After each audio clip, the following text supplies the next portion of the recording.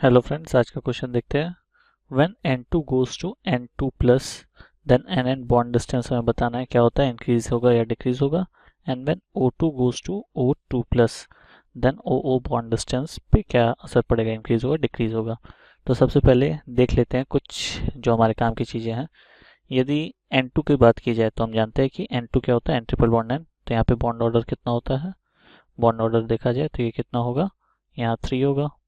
O2 की बात की जाए तो O डबल बॉन्ड O, यहाँ बॉन्ड ऑर्डर होता है 2। F2 की बात की जाए तो F सिंगल बॉन्ड F, यहाँ पे बॉन्ड ऑर्डर होता है 1। तो यहाँ पे नंबर ऑफ इलेक्ट्रॉन्स की बात की जाए तो यहाँ 14 इलेक्ट्रॉन्स होते हैं, यहाँ 16 और यहाँ 18। तो उसी तरीके से यदि 15 इलेक्ट्रॉन यदि होते हैं तो ये क्या हो जाएगा, यहाँ बॉन्ड ऑर्डर इन दोनों के बीच यानी कि 2.5 हो जाएगा। और 17 इलेक्ट्रॉन्स हुआ तो इन दोनों के बीच यानी कि यहाँ बॉन्ड ऑर्डर 1.5 हो जाएगा। इसी तरीके से यदि 13 इलेक्ट्रॉन होते हैं तो यहाँ बॉन्ड ऑर्डर एक्चुअली हो जाता है 2.5। तो N2 प्लस में यदि हम देखें, N2 का बॉन्ड ऑर्डर कितना है, ये 3 है। और N2 प्लस में बात किया जाए तो इसमें कितने हो गए टोटल 13 इलेक्ट्रॉन। तो 13 इलेक्ट्रॉन में बॉन्ड ऑर्डर हमारा कितना आ गया 2.5। तो यहाँ से यदि N2 से N2 प्लस जा रहे हैं तो हमारा NN बॉन्ड डिस्टेंस क्या हो रहा है, यहाँ पे इंक्रीज करेगा क्योंकि बॉन्ड ऑर्डर के इन्वर्सली प्रोपोर्शनल होता है बॉन्ड लेंथ। बॉन्ड ऑर्डर जितना ज़्यादा बॉन्ड लेंथ उतना कम होगा। तो यहाँ पे NN बॉन्ड डिस्टेंस क्या करेगा, इंक्रीज करेगा। नेक्स्ट देखते हैं O2 goes to O2 plus. तो O2 का हम बॉन्ड ऑर्डर जान रहे हैं कितना है 2 है। और O2 प्लस का यहाँ पे O2 प्लस में देखा जाए तो कितने हैं टोटल, ये 15 इलेक्ट्रॉन होंगे। तो 15 इलेक्ट्रॉन के केस में बॉन्ड ऑर्डर कितने हैं 2.5।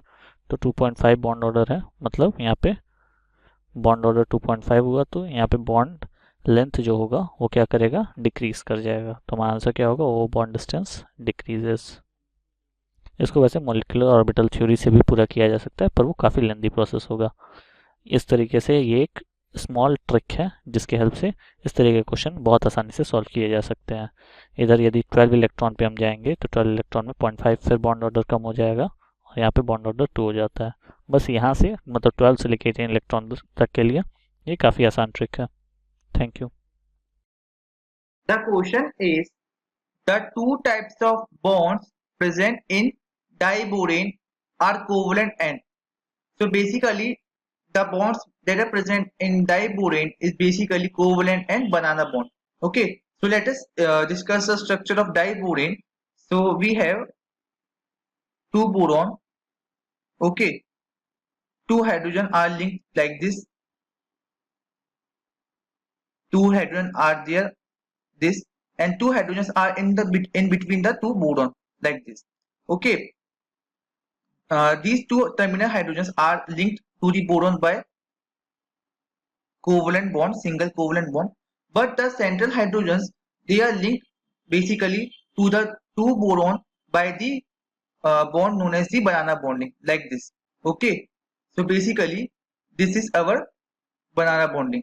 Banana bonding basically is our 3C2E bond.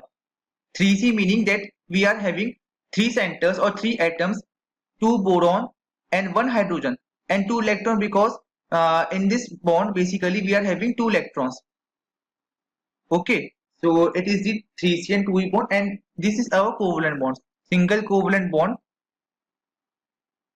which is our 2C 2E bond because here our two atoms are involved and the bond is having the two electrons. Okay, so this is the structure of diborane and two types of bonding are present, covalent bonding and banana bonding. Okay, so I hope that I made myself clear. Thanks for watching. Have a nice day. Hello friends, आज का question हमारा fill in the blanks type है। The kind of delocalisation involving sigma bond orbital. तो sigma bond orbitals में जो delocalisation होता है उसको क्या कहते हैं। तो यदि सिग्मा बॉन्ड के केस में बात किया जाए तो इसको क्या कहते हैं, हाइपर कॉन्जुगेशन। हाइपर कॉन्जुगेशन ये कहाँ होता है ये देखते हैं। जैसे हमारा जब सिग्मा और एमटी ऑर्बिटल इंटरेक्ट करते हैं तो इसको हाइपर कॉन्जुगेशन कहते हैं। जैसे इस तरीके से देख सकते हैं, जैसे ये हमारा सिंगल बॉन्ड सी और यहाँ पे ये ले सकते हैं हम कि ये पॉजिटिव चार्ज हो गया। तो पॉजिटिव चार्ज होने के कारण ये क्या हो गया, ये हम देख सकते हैं इसके पास एम्प्टी p ऑर्बिटल हो गया। तो होता क्या है कि ये जो सिग्मा इलेक्ट्रॉन है ये शिफ्ट कर जाते हैं यहाँ, इसमें एक तरह से इंटरेक्शन होता है। तो इसी तरीके से अल्टरनेट वे में कभी ये, फिर सेकंड टाइम ये, फिर थर्ड टाइम ये हो गया फर्स्ट, मतलब एक समय पे एक ही होगा। इस तरीके से ये तीनों क्या करते हैं, डबल बॉन्ड का फॉर्मेशन करते हैं, और जो रिजल्टिंग स्ट्रक्चर बनेगा वो इस तरीके से बनेगा। ये क्या होगा, यहाँ पे नो बॉन्ड रेजोनेंस भी इसको कहते हैं। यहाँ पे H प्लस के फॉर्म में ये रहेगा, ये इस तरीके से H H, और यहाँ डबल बॉन्ड, ये कुछ इस तरीके का रहता है। तो इसको क्या कहते हैं हम, hyper conjugation. Thank you. Hello guys, so the given question says the valence atomic orbital on C in silver acetylide is dash hybridized. So here we have to basically find the hybridization of carbon atom in silver acetylide. So the formula of silver acetylide is Ag2C2, which is a salt and also written as Ag plus carbon triple bond carbon. Here a negative charge, here also negative charge, and here also a Ag plus. Now, if you look at the structure, here both the carbons have triple bond and a negative charge, so they are equivalent. Now, if you talk about the steric number of each carbon, so steric number S will be equal to number of sigma bond. So there are triple bonds, so triple bond contain one sigma bond and two pi bonds. So there are one sigma bond plus, due to negative charge, it has one lone pair. So plus one lone pair. So steric number come out to be 2, which means sp hybridization for carbon. So both the carbons here are sp hybridized. So I hope you understand. Thank you. Hello friends, आज का question देखते हैं। You fill in the blanks type दिया है, the shape of CH3+। तो हमें CH3+ का shape क्या होता है वो बताना है। तो यदि कार्बन की बात किया जाए तो कार्बन के पास कितने होंगे, 4 वैलेंस इलेक्ट्रॉन, और हाइड्रोजन की वैलेंसी होती है 1। तो कार्बन क्योंकि एक इलेक्ट्रॉन लूज कर चुका है तो एक पॉजिटिव चार्ज और 3 हाइड्रोजन के साथ जुड़ा होगा। तो 3 हाइड्रोजन के साथ ये इस तरीके से जुड़ा होगा, और एक भी लोन पेयर नहीं है। तो यही सबसे मतलब मैक्सिमम रिपल्शन, मतलब मिनिमम रिपल्शन वाला कंडीशन यही होगा, और मैक्सिमम स्टेबिलिटी वाला। तो यहाँ पे हम देख सकते हैं ये यहाँ पे कितना एंगल बनाएगा, 120 डिग्री। तो ये क्या हो गया, एक तरह से ट्रायंगुलर प्लेनर, ट्रायंगुलर प्लेनर।